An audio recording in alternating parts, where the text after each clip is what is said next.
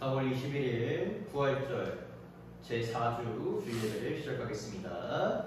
찬송가 38장 예수 우리 왕이여 찬양하시겠습니다.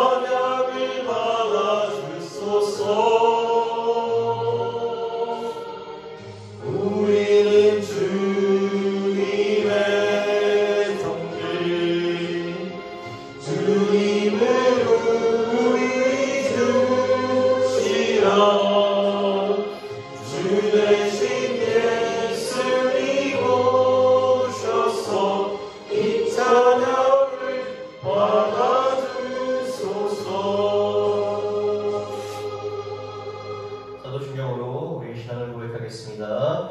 전능하사 천지를 만드신 하나님 아버지를 내가 믿사오며 예외하는 우리 주 예수 그리스도를 믿사오니 이는 성령으로 잉태하사 동정녀 마리아에게 나시고 본디오 빌라도에게 고난을 받으사 십자가에 못 박혀 죽으시고 장사한 지 사흘 만에 죽은 자 가운데서 다시 살아나시며 하늘에 오르사 전능하신 하나님 우편에 앉아 계시다가 저리로서 사한 자와 죽은 자를 심판하러 오시리라. 성령을 믿사오며 거룩한 공예와 성과 서로 통하는 것과 죄를 사하여 주시는 것과 몸이 다시 사하는 것과 영원히 사는 것을 믿사옵나이다. 아멘.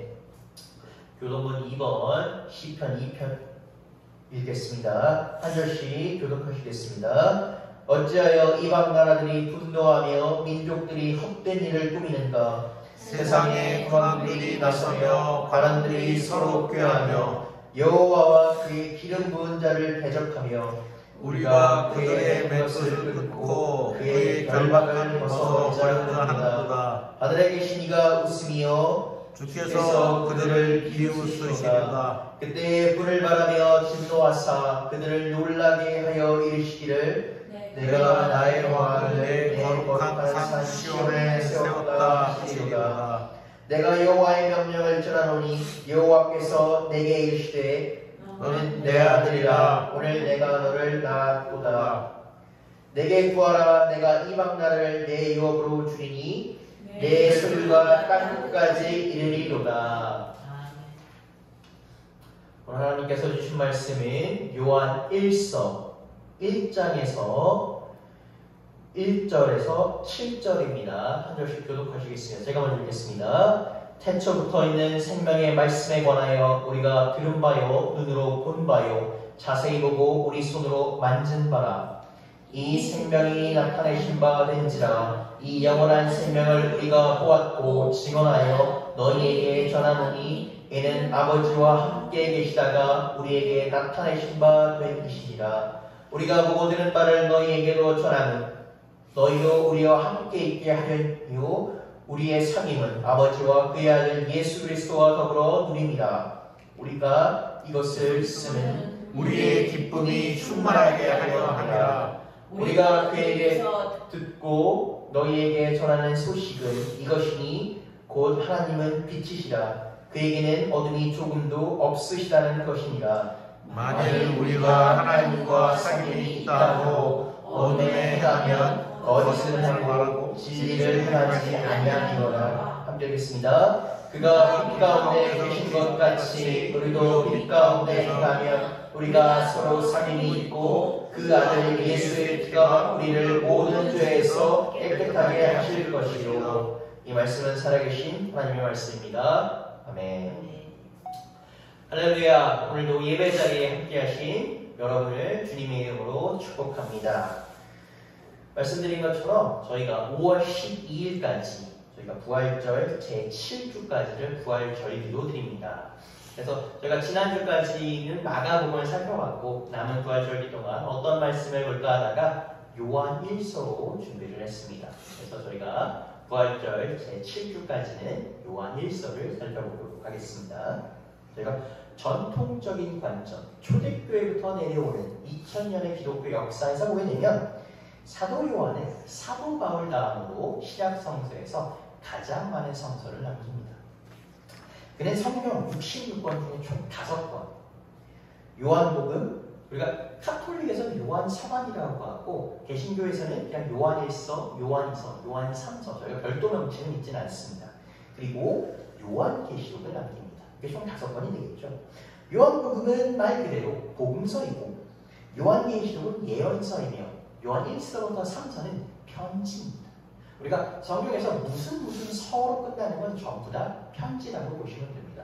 성경을 보실 때 간혹가다 저희가 미가 서를 표현하시는 부분 실수하실 때가 있는데 미가 같은 경우는 저희가 서신이 아니기 때문에 서를 붙이지 않습니다. 그래서 서는 항상 편지만 서신이다라고 보시면 됩니다. 사도 바울이 남긴 저희가 성서는 전부 다 편지입니다. 그렇기 때문에 그 점을 고려하면 사도 요한은 5권을 남겼는데 어떤 것은 복음서도 있고 어떤 것은 예언서도 있고 어떤 것은 편지도 있다는 걸 고려하면 사도 요한이 참 위대한 업적이다라고 이렇게 생각할 수가 있겠습니다. 아마 제가 설교 가운데 요한계시록 설교를 할 것 같지는 않습니다. 그래서 사실 좀 말씀을 드리면 이 요한계시록 같은 경우는 어떻습니까? 성경 66권에 등재된 유일한 예언서입니다. 그때 당시도 마찬가지고 현재도 마찬가지고 이 예언서 같은 경우는 자의적으로 해석할 위험이 있기 때문에 초대 교부들이 보통 예언서 같은 경우는 정경에 포함시키지 않았습니다. 실제로 많은 예언서가 있는데 그 중에서 포함된 것이 딱 하나보다 요한계시록입니다. 물론 교부들이 이 요한계시록을 포함시킬 때도 이렇게 자의적으로 해석할 위험이 있는데 이것을 어떻게 해야 되냐라고 많은 고민을 함에도 불구하고 이 요한계시록은 계시 예언서에 보다 정말 점수를 보여준다라고 하기 때문에 이들이 위험을 감수하고도 이 요한계시록을 포함시킵니다. 그렇다면 우리가 성경의 66권 중에서 다소 상대적으로 조금 덜 살펴볼 수도 있는 요한 1서부터 3서는 어떨까요? 이 요한 1서부터 3서는 기본 물자는 요한복음과 비슷합니다. 이 요한복음이 복음서 형식으로 말씀이 성육신이 하신 예수님이다 라는 것을 이렇게 전했다면 요한의 편지, 요한 1서부터 3서는 특정 수신인에게 이 내용을 전합니다. 누구냐면 이방인 기독교인들에게. 누구는 새로 새신자가 될 수도 있고 누구는 이방인 기독교인이지만 조금 믿음을 믿은 지가 오래된 이 이방인 기독교인들에게 요 성육신 그리고 예수님에 대해서 질문합니다. 그래서 저희가 이번 설교에는 요한 1서와 요한 복음을 교차에 살펴보면서 내용을 보고자 합니다. 요한 1서 1장 1절부터 2절을 읽겠습니다. 태초부터 있는 생명의 말씀에 관하여 우리가 들은 바요 눈으로 본 바요 자세히 보고 우리 손으로 만진 바라. 이 생명이 나타내신 바 된지라 이 영원한 생명을 우리가 보았고 증언하여 너희에게 전하노니 이는 아버지와 함께 계시다가 우리에게 나타나신 바 된 이시니라. 요한복음 1장 1절에서 3절을 읽겠습니다. 저희 화면 보시겠습니다. 태초에 말씀이 계시니라. 이 말씀이 하나님과 함께 계셨으니 이 말씀은 곧 하나님이시니라. 그가 태초에 하나님과 함께 계셨고 만물이 그로 말미암아 지은 바 되었으니 지은 것이 하나도 그가 없이 된 것이 없습니다. 아멘. 그러니까 두 본문을 이렇게 교차해서 본다면 비슷한 맥락의 얘기를 하는구나라는 것을 누구나 아마 알 수 있을 것입니다.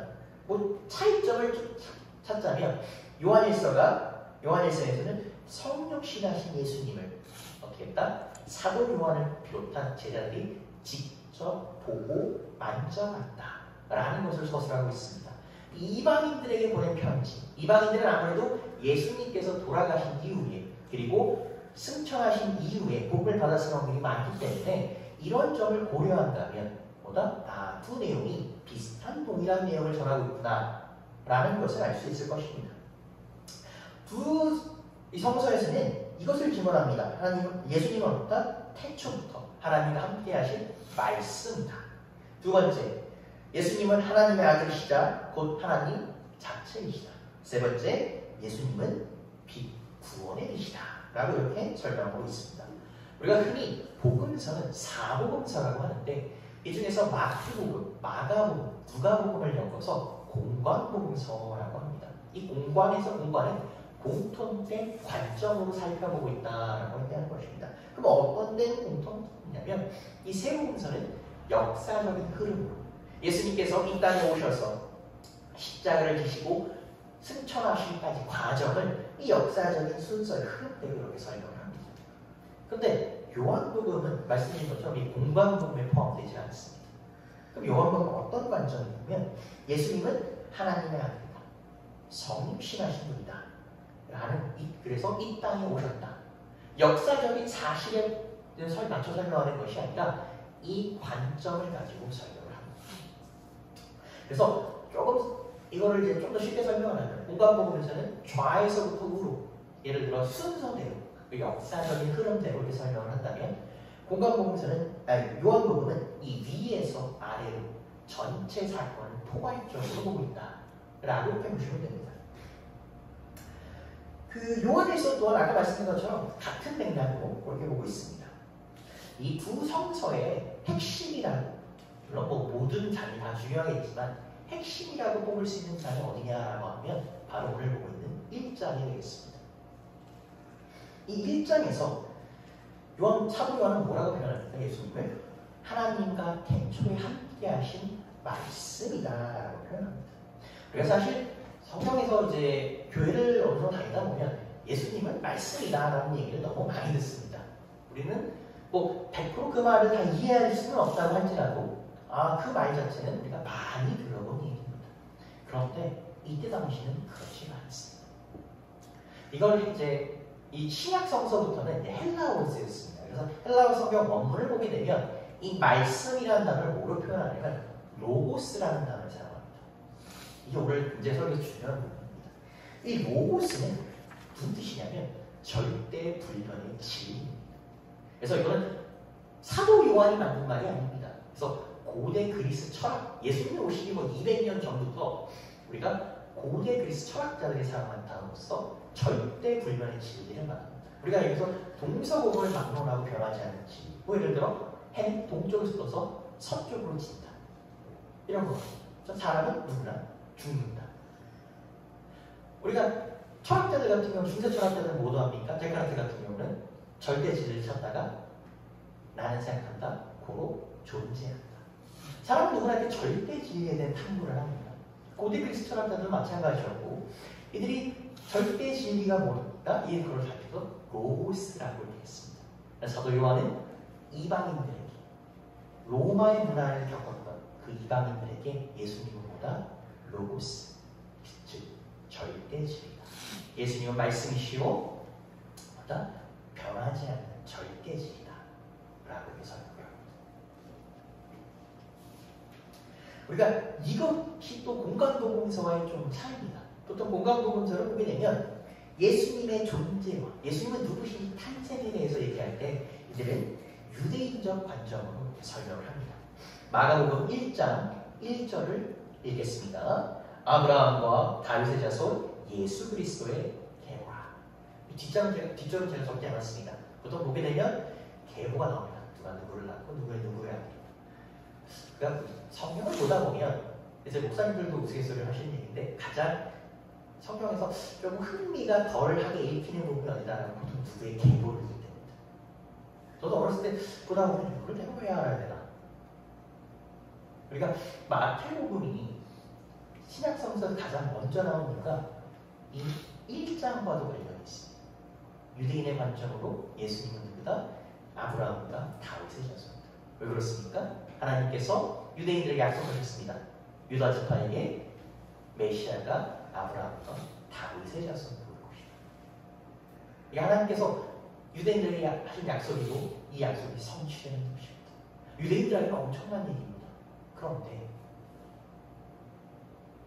한국 사람에게는 이 얘기가 어떻게 들리겠습니까? 자세한 배경을 모른다면 중요한가? 라고 생각하실 수 있을 겁니다. 그 당시 마찬가지입니다. 그 당시 이방인들, 헬라 문화권 사람들도 로마 제국에 있던 사람들, 우리가 로마 제국이 그 당시는 지중해를 다스렸다고 하는데 그 당시 지중해는 전 세계입니다. 지금같이 뭐 크다고 생각 안 했을 테니까 전 세계를 다스리는 그 로마 제국의 시민들이 저기 있는 저 예루살렘에 다윗의 자손 잘 느낌이 안 왔을 것입니다. 그래서 마가와 누가복음은 이 이방인들을 위해서 이 부분을 좀 더 간략히 덜어내고 누구들 시작합니까? 세례요한들. 세례요한은 뭐다? 하나님께서 예수님을 보내기 전에 예비하는 자다. 그래서 세례요한에 대해서 세례요한이 예수님의 길을 준비하는 과정에 대해서 이렇게 설명을 합니다. 그래서 이런 배경 속에서 사도 요한은 어떻게 이방인들에게 예수님이 누군지 효과적으로 전할 것인가 라는 것을 고민합니다. 그리고 그들이 가장 익숙한 길, 절대 불변의 진리, 그들이 수백 년부터 고민해오던 무엇이 변하지 않는 진리인가 라고 고민해오던 그 로고스를 찾으며 설명합니다. 예수 그리스도가 너희들이 그렇게 갈망하던 말씀이고 절대 진리, 그 어떤 것도 아니다. 이 당시는 사실 이단들이 굉장히 많았습니다. 특히 영지주의자들이 아주 판을 치던 세대였습니다. 영지주의자들이 어떻게 합니까? 자꾸 이방 기독교인들을 회방해놓습니다. 항상 드리는 말씀이지만 원래 이단들이 훨씬 말을 더 잘합니다. 성경 되게 많이 있습니다. 그래서 기독교인으로서 반성 많이 읽어야 됩니다. 이들이 이렇게 자꾸 꼬이는 말을 하니까 이방 기독교인이 어떻게 했습니까? 헷갈릴 수 있겠죠. 그래서 사도 요한이 선포합니다. 보다 아니다. 예수 그리스도는 절대 불변의 진리이다. 그들의 말을 듣지 마라 라고 얘기합니다.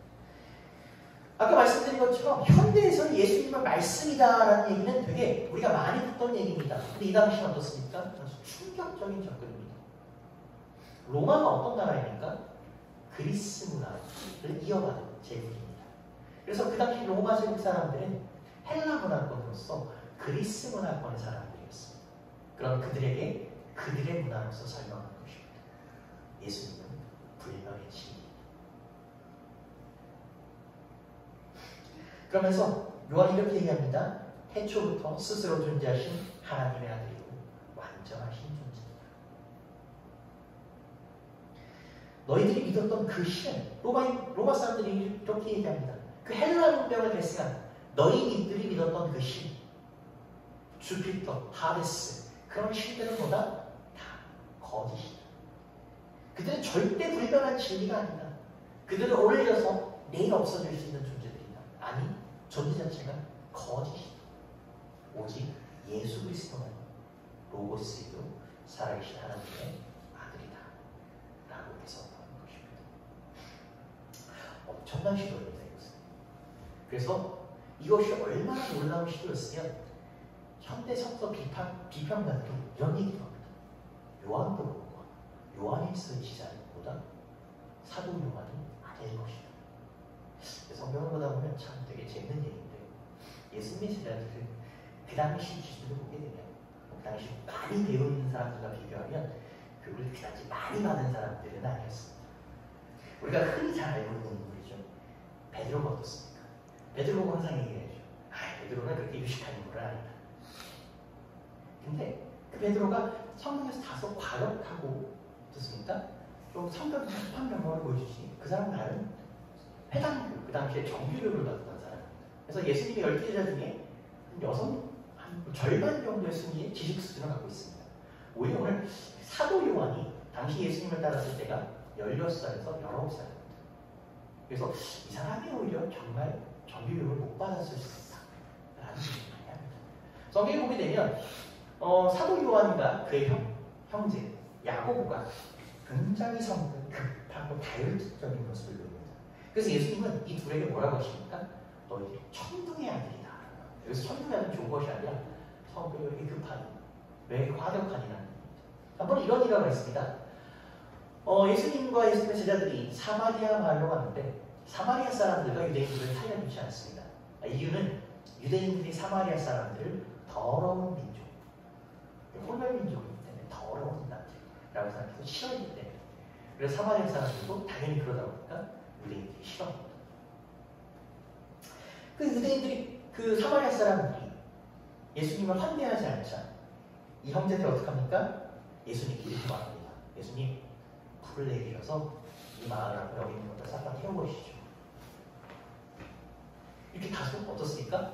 아주 과격하고 그랬던 인물인데 이 사람이 하나님께서 주시는 지혜로서 이렇게 놀랍게 예수님이 누구신지에 대해서 이방 철학으로 증거하고 있는 것입니다. 그런데 여기서 그치는 것이 아니라 예수님은 뭐라고 얘기합니까? 생명의 말씀, 만물이 그로 이로부터 만들어졌다 라고 얘기합니다. 우리가 보통 성경의 창세기를 보게 되면 하나님의 천지창조다 라고 얘기합니다. 그럼 이제 우리는 그냥 이렇게 기독교 유전자 그대로 받아들이는데 저희는 항상 초등부를 들어가게 되면, 초등부 설교를 들어가게 되면 거기서 많이 깨달음을 얻습니다. 초등부 학생들 이런 질문을 합니다. 그럼 예수님은 뭐 하셨나요? 가만히 계셨습니까? 뭐 생각은 못할 수 있습니다. 창세기 1장에서 보면 예수님이 하나님과 함께 천지창조하셨음을 다음과 같이 증언합니다. 1절, 4절, 6절과 9절만 읽도록 하겠습니다. 태초에 하나님이 천지를 창조하시니라. 하나님이 이르시되 빛이 있으라 하시니 빛이 있었고 하나님이 이르시되 물 가운데 궁창이 있어 물과 물이 나누라 하셨고 하나님이 이르시되 천하의 물이 한 곳으로 모이고 물이 드러나라 하시니 그대로 되니라. 우리가 보통 하나님은 뭐로 창조하셨다니까? 말로서, 말씀으로서 창조하셨다. 그래서 성경에 보게 되면 하나님이 이르시되 라고 합니다. 요한은 뭐라고 합니까? 태초에 말씀이 하나님과 함께하였다 라고 합니다. 그래서 뭐다? 예수님께서 태초부터 하나님과 함께 계셨으며 그 말씀으로서 천지창조에 참여하셨고 하나님과 함께 모든 것을 만드셨다. 모든 것이 그로 말미암지 않고 남은 것이 없다라고 이렇게 설명을 합니다. 사도 요한이 이 두 가지의 것을 분명히 한 이유가 있습니다. 이방인들에게. 첫 번째는 어떻습니까? 말씀은 예수님을 증명하고 그 예수님께서보다 천지창조에 참여하셨던 것을 증명하는 게 아닙니다. 두 번째는 뭐냐면 성육신하신 예수님을 우리가 뭐했다? 직접 만나고 대화하고 우리가 깊이 관계하였다. 이방인들은 예수님을 만나지 못했습니다. 이방인들은 예수님을 만져보지 못했습니다. 그런 그들에게 거짓된 사실이 아니라 우리가 직접 보고 듣고 경험한 것을 말한다. 얘기합니다. 이것은 아까 말씀드린 것처럼 당시 상황과도 관계가 있습니다. 어느 시대 때나 이단은 존재합니다. 그리고 아까 말씀드린 것처럼 당시 초대교회가 이단을 파괴했습니다. 수많은 이단들이 존재했습니다. 우리가 그 당시에는 기독교 교리가 체계화되지 못했기 때문에 또 그 당시에는 또 기독교가 우리가처럼 국교회로서 혹은 정교회로서 인정받지 못했기 때문에 그 당시에는 수많은 이단들이 존재하였고 그 이단들이 어떻게 처리해야 될지를 감당할 수가 없었습니다. 그들은 어떻게 하냐면 그들 마음대로 해석하면서 예수님께서 이 육신을 입어서 이 땅에 오신 것이 아니라 영으로 오셨다. 그렇기 때문에 사도 요한은 얘기합니다. 우리가 직접 보고 만져. 또한 어떻게 했다? 예수님께서는 태초부터 하나님과 함께 하시던 분이 아니라 뭐다? 하나님의 천지창조로 만들어진 그런 피조물. 그러니까 하나님보다는 살짝 떨어진다. 왜? 하나님이 안 계시니까. 라고 이렇게 얘기합니다. 사도 요한은 오늘 본문에서 어떻게 합니까? 그것이 아니라 예수님께서는 태초부터 하나님과 함께 하셨고 그 하나님의 아들이자 하나님과 동이라 그 한 분을 이방 기독교인들에게 거짓된 교리에 섞지 말라, 선동되지 말라. 그리고 뭐다? 예수님의 말씀이요 진리라는 그 진리를 만나 너희도 그렇게 만나게 되기를 바란다 라고 당부하고 있는 것입니다. 요한일서 1장 3절에서 4절을 읽겠습니다. 우리가 보고 들은 바를 너희에게도 전하면 너희로 우리와 사귐이 있게 하려 하니 우리의 사귐은 아버지와 그의 아들 예수 그리스도와 더불어 누립니다. 우리가 이것을 쓰면 우리의 기쁨이 충만하게 하려 합니다. 지난주에 그런 말씀을 드렸습니다. 예수님, 하나님께서는 복음이 한 곳에 고여있는 것을 원하지 않으십니다. 그래서 복음이 퍼지는 것을 만민에게 복음을 전파하라 라고 말씀하십니다. 그렇게 사도 요한은 어떻게 합니까? 이방 기독교인들에게 진리를 믿어서 거짓된 자들과 함께하지 말고 우리가 진리를 경험한 직접 예수님을 경험한 그 교회 공동체와 함께하자라고 얘기합니다. 그 3절과 우리 4절 전반에 우리라는 표현이 등장하는데 그 우리는 유대 기독교인들을 말하면 이 4절 후반부의 우리는 어떻습니까? 이방 기독교인들을 포함한 하나의 교회 공동체를 말합니다. 사도 요한은 하나된 교회의 기쁨, 그 불변의 진리, 그 말씀과 복음의 기쁨에 대해서 설명을 하고 있습니다. 그러면서 그는 하나님은 보다 빛이다 라고 이렇게 이야기를 합니다.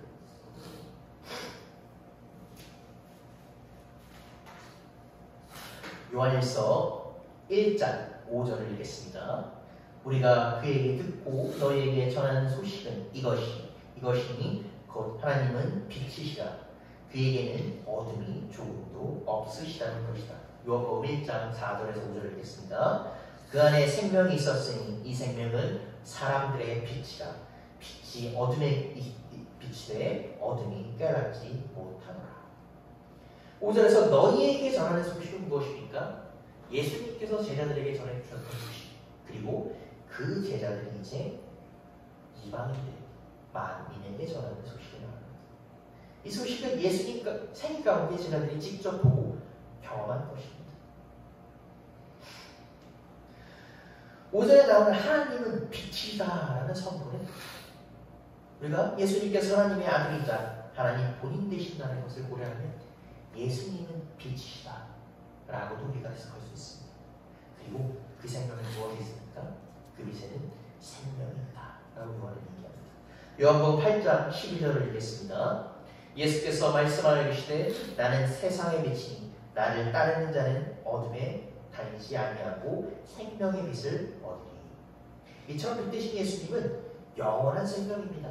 함께하는 자는 어둠에 있지 않습니다. 빛의 의미가 무엇입니까? 빛의 의미는 우리로 하여금 구원의 빛을 떠올리게 하며 깨끗하게 하는 성결을 떠올리게 하며 예수님 그 자체 메시아를 떠올리게 하며 더 나아가서 하나님은 빛이시다. 하나님의 본성을 떠올리게 합니다. 하나님의 본성은 무엇입니까? 저기에 보게 되면 하나님은 되게 여러 모습을 보이십니다. 때로는 질투하시기도 하시고 진노하시기도 하시고 인간을 불쌍히 하시기도 합니다. 그 중에서 우리가 가장 첫 번째는 뭐냐고 하면 우리가 기도할 때 어떻게 합니까? 사랑의 하나님입니다. 하나님의 근본은 사랑이라는 것입니다. 요한일서 4장 7절에서 9절을 읽겠습니다. 사랑하는 자들아 우리가 서로 사랑하자. 사랑은 하나님께 속한 것이니 사랑하는 자마다 하나님으로부터 나서 하나님을 알고 사랑하지 않는 자는 하나님을 알지 못하나니 이는 하나님은 사랑이시니라. 하나님의 사랑이 우리에게 이렇게 나타난 바 되었으니 하나님이 자기의 독생자를 세상에 보내심은 그로 말미암아 우리를 살리려 하십니다. 사도 요한이 직접 전해드린 소식은 어떻습니까? 우리를 사랑하셔서 이 땅에 오신 예수 그리스도, 우리 모두를 죽음에서 구하신 그 생명의 말씀을 얘기합니다. 그는 이 소식이 유대인들에게만 속한 것이 아니라 모두를 위한 것. 이 소식을 모두에게 전해야 된다고 얘기합니다.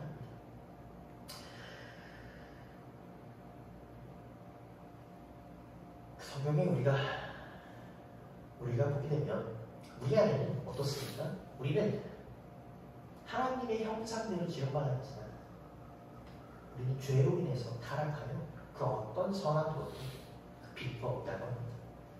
우리 스스로는 이것을 이길 힘조차 없습니다. 그렇기에 사도 요한은 예수님의 말씀대로 그분을 따르는 자 되어서 빛으로 살자라고 이렇게 얘기합니다. 그리고 그는 이에게 빛으로 사는 우리에게 어떤 축복이 임할까에 대해서 얘기합니다. 요한일서 1장 6절에서 7절을 읽겠습니다. 만일 우리가 하나님과 사귐이 있다 하고 어둠에 행하면 거짓말을 하고 진리를 행하지 아니하니거나 그가 빛 가운데 계신 것 같이 우리도 빛 가운데 행하면 우리가 서로 사귐이 있고 그 아들 예수의 피가 우리를 모든 죄에서 깨끗하게 하실 것이요.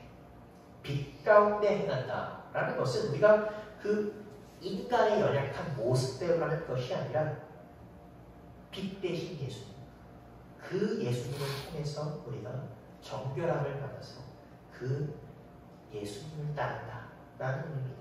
그런 의미, 우리에게 무엇이 허락된다고 얘기합니까? 교제와 사귐이 허락된다. 이 사귐이라는 것은 교회 공동체 안에서 교민들, 우리 안에 사귐도 말하지만 3절을 보게 되면 사도 요한은 뭐라고 얘기합니까? 우리의 사귐은 아버지와 아들과 더불어 사는 것이다. 즉, 궁극적인 그가 추구하는 사귐보다 하나님과 관계하는 것이다. 성경에서 빛은 구원의 빛이라고 합니다. 어둠은 무엇입니까? 죽음을 나타내고 단절을 얘기합니다. 사도 요한은 우리에게 예수님 안에 거하는 사람은 빛의 사람이고 그 사람은 뭐다? 곧 하나님 안에 거하는 사람이다 라고 얘기합니다. 요한복음 14장 5절에서 7절을 읽겠습니다. 또마가 이르시되 주여 주께서 어디로 가시는지를 우리가 알지 못하거늘 그 길을 어찌 알겠사옵니까? 예수께서 이르시되 내가 길이요 진리요 생명이니 나로 말미암지 않고는 아버지께로 올 자가 없느니라. 너희가 나를 알았더라면 내 아버지도 알았으리요 이제부터는 너희가 그를 알았고 또 보았느니라.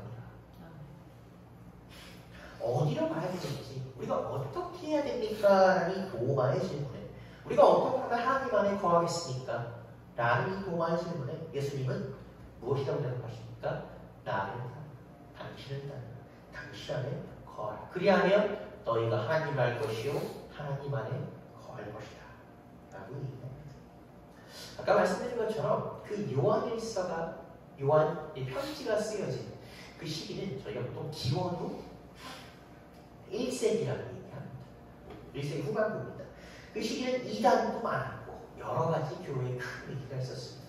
일단 첫 번째, 복음의 시작점. 예수님 옆에서 예수님께 복음을 들었던 12제자들의 그 예루살렘 교회가 박해로서 무너집니다. 예수님의 형제였던 야고보가 그 유대 제사장들에게 죽임을 당하고 예루살렘 교회가 꺾어져 무너집니다. 여러 박해에 의해서 여러 사람들이 왜 이방 지역으로 퍼져나갑니다. 기존 교인들은 예수님께서 다시 오신다고 하셨는데 언제 오시나? 아니 시간이 30년이 가고 50년이 가도 안 오시니 도대체 언제 오시나? 라고 지쳐 우리가 쓰러집니다. 이거 우리가 잘못하는 거 아닙니까?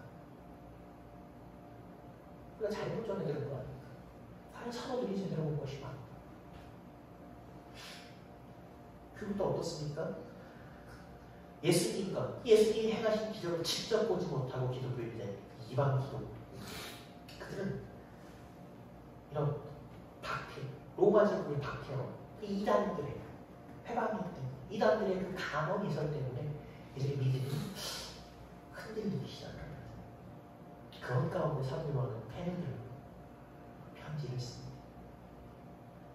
이방 기독교인들에게 그 모든 사람들에게 예수님은 생명의 말씀이요 그 말씀은 그 당시에만 있을 뿐만 아니라 그들과 영원히 빛으로 함께한다 라고 이렇게 설명합니다. 그렇다면 우리는 오늘 어떻습니까? 도마의 질문처럼 그 당시 기독 제자들은 1세대 기독교인들은 예수님께서 눈앞에 직접 보이셨습니다. 예수님 우리가 부활을 믿지 못하겠습니다라니 못자기님께 손과 발을 보이셨고 되사람을 보이셨고 승천 올라가심을 보이셨습니다. 그러니 이들은 그 육신으로 오신 예수님을 믿고 따를 수 있었다고 할 수 있습니다. 그런데 우리는 어떻습니까? 예수님을 보지도 못했고 만지지도 못했습니다. 그러면 우리의 믿음은 어떻게 되겠습니까? 많은 어려움 가운데 우리의 그 눈앞에 예수님께서 보이시지 않니 우리가 그 현실의 벽 앞에 예수님보다는 그 벽이 더 커 보이고 그 벽이 마치 예수님을 가리는 그 벽이 예수님과 우리를 가로막고 있는 것 같습니다. 그럼 우리에게 사도 요한은 이방인들에게 편지를 썼던 거죠. 우리에게도 권면하고 있습니다. 생명의 말씀이신 예수님을 따라 그 말씀을 붙잡아 너희 앞에 놓여있는 그 성경을 믿으라. 눈앞의 문제와 우리 주변에 있는 그 환경에 사로잡히는 것이 아니라 그것의 시선이 뺏기는 것이 아니라 그 말씀을 믿고 예수 그리스도 안에서 거하라. 예수 그리스도 앞에 거할 것을 다른 어떤 것에 변하는 환경을 보지 말고 진리 예수 그리스도 앞에 나와서 그 앞에 거하라 라고 이렇게 설명합니다. 그럴 때 그는 우리에게 이렇게 얘기합니다. 이 땅에 오신 생명의 그 말씀 되신 예수님께서 빛으로 오셔서 그들에게 생명을 주셨듯이 우리에게도 또 함께 하시고 우리에게 생명을 주실 것이다 라고 얘기합니다. 오늘 우리는 예배가 끝나면 오늘도 이 문을 열고 세상 속으로 가서 또 삽니다. 그 세상 가운데 물론 기쁨도 있습니다. 그러나 여러 가지 일들이 많이 있습니다. 그 어떤 벽이 너무 커 보일 때도 있고 그 벽을 어떻게 넘어야 되나 이 벽을 과연 넘을 수 있는 것인가 라는 여러 가지 생각이 듭니다. 그럴 때 여러분께 주님이랑 부탁드린 것은 오늘도 또 이번 한 주도 여러분이 이 문을 열고 나가실 때 말씀 대신 예수님 안에서 믿고 의지하는 여러분께서 무엇을 하실 때 제자들을 잡아주었던 것처럼 모든 사람들을 잡아주었던 것처럼 여러분과 잡아주시고 또 여러분과 함께 하시길 주님의 이름으로 축복하고 기도하시겠습니다. 주님 감사합니다. 오늘도 말씀으로 오신 예수 그리스도를 봤습니다. 주님 말씀으로 오신 예수님 말씀으로서 모든 것을 천지창조하시고 말씀으로서 모든 것을 누리신 예수 그리스도를 통해서 주님 우리가 이 말씀을 의지하게 하시고 주님께서 주신 이 성경 말씀을 통해서 주님께서 변함없는 진리를 우리가 기억하게 하시고 다른 어떤 것도 주님보다 높아 보이지 않게 하소서. 세상 벽이 크고 높다 할지라도 주님보다 높지 않으니 주님 우리가 기도 가운데 기도할 때에 그 문제보다 주님이 더 커 보이게 하시고 우리가 역시 기도하여서 주님 어떤 것보다도 우리가 주님을 의지하게 하시고 그 주님만 바라보고 사는 우리 될 수 있도록 하여 주옵소서. 주님 이번 한 주도 살아가는 동안 주님 우리와 동행하여 주시옵고 주님의 능력 주심에 따라서 우리가 살 수 있는 우리 될 수 있도록 이끌어 주시기를 간절히 기도드립니다. 이 모든 말씀 살아계신 예수 그리스도 이름으로 기도드리겠습니다. 찬송가 200장 달고 오면 그 말씀 찬양하시겠습니다.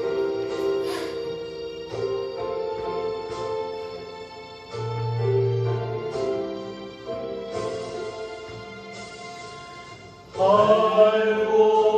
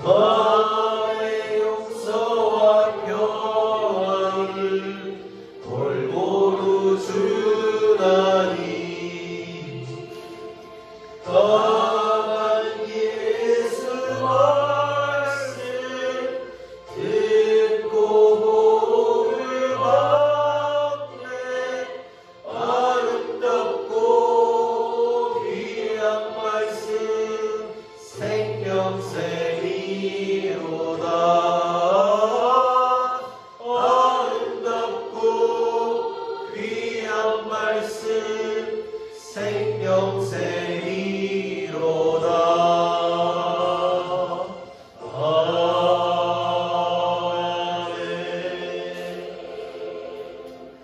주님께 드린 예물을 기도하겠습니다. 주님 감사합니다. 오늘 이 자리에 나올 때 주님을 생각하여 사모하여 주님 앞에 예물을 드립니다. 주님 우리가 받은 것이 모두 다 주님께서 나온 것을 기억하게 하시고 이 예물을 드릴 때에 단순히 그냥 예물을 드리는 것이 아니라 주님을 사모하는 마음을 담아드리게 허락하여 주옵소서. 주님의 나라를 사모하게 하시고 주님을 사모하게 하시고 또 주님의 교회를 사모하는 데 수 있도록 허락하여 주시옵소서. 그래야 이 예물이 올바른 곳에 쓰이기를 간절히 주님께 바라오고 기도하옵나이다. 주님 예물을 사용할 때에 다른 것이 아니라 주님 나라를 위해서만 사용할 수 있게 하시고 사용하는 사람과 받는 사람 모두가 주님 나라를 밝히는 그런 사람 될 수 있도록 주님 이끌어 주시옵소서. 이 모든 말씀 살아계신 예수 그리스도 이름으로 기도드렸습니다. 아멘. 네, 이번 한 주도 예배 자리에 나오신 여러분을 주님의 이름으로 환영합니다. 오늘 한 주도 주님과 동행하시는 한 주 되시기를 바라겠습니다. 주님 살아가신 여러분께서 이번 한 주도 살아가시는 동안 말씀을 붙잡으시고 또 말씀 안에서 의지하시는 여러분 되시기를 바라겠습니다. 저희 주기도문으로 주일 예배를 마치겠습니다. 하늘에 계신 우리 아버지여, 이름이 거룩하게 받으시오며 나라가 임하시오며 뜻이 하늘에서 이루어진 것 같이 땅에서도 이루어지이다. 오늘 우리에게 인정한 양식을 주시옵고 우리가 우리에게 죄 진 자를 사하여 준 것 같이 우리 죄를 사하여 주옵시고 우리를 시험에 들게 하지 마시옵고 다만 의에서 구하시옵소서. 나라와 권세와 영광이 아버지께 영원히 있사옵나이다. 아멘. 예배를 마쳤습니다. 이번 한 주도 주님 안에 살아가시길 바랍니다.